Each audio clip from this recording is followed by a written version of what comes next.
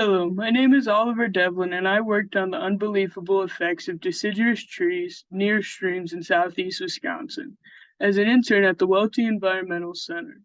I am a senior and go to Beloit Memorial High School. To get started, leaf litter can have benefits, but too much leaf litter can cause disadvantages as well. All leaf litter is different, therefore takes different amounts of time to decompose and leach their nutrients into the stream. This led to the question, how does the presence of different deciduous tree species near streams affect the nutrients being added to the water? To find this, we had 3 sites that we visited a total of 3 times over February and March of 2023. The first site was Turtle Creek with the lowest tree density.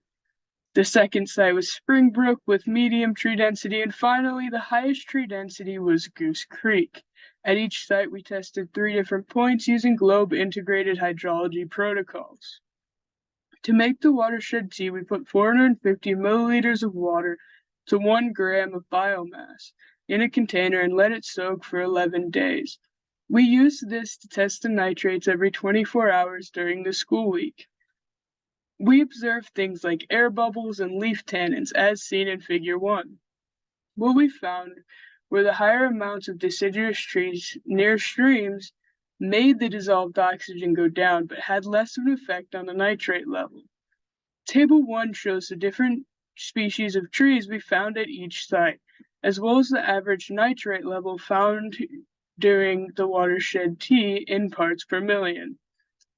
One thing that was interesting was cottonwood was only found at Turtle Creek, which happened to also be the only tree species we identified at that site. It also had the highest average nitrate level. Something else that was interesting was chinkapin oak was only found at Goose Creek, and we only found 1 leaf, but it was tied for the second highest average nitrate level. The last thing that was really interesting was sugar maple had the lowest average nitrate level. This could likely be due to the fact that sugar maples are really efficient at pulling their nutrients back into the tree before the leaves fall.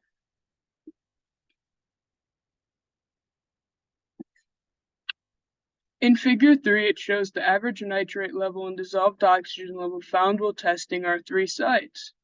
As said in the results, the nitrates were less affected by the leaf litter. But nitrates could also be influenced by things like fertilized soil and animal feedlots, which are pretty common in Wisconsin.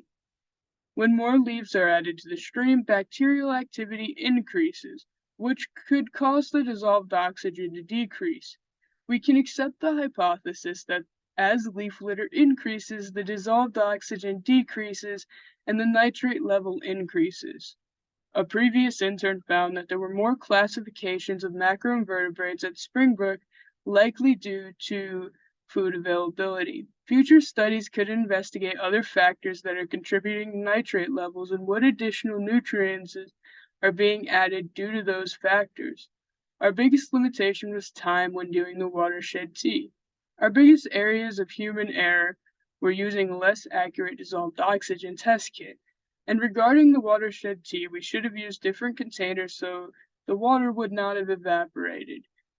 This was a great experience, being able to learn as much as I could and being more hands-on rather than at a desk all day. With information I learned here, I plan on going to college to be an environmental science or natural history teacher. I would like to thank the National Science Foundation for funding, Michael Notaro for logistical support, Welty Environmental Center for logistical support and field assistance. Lastly, Heidi Andre for introducing me to environmental science.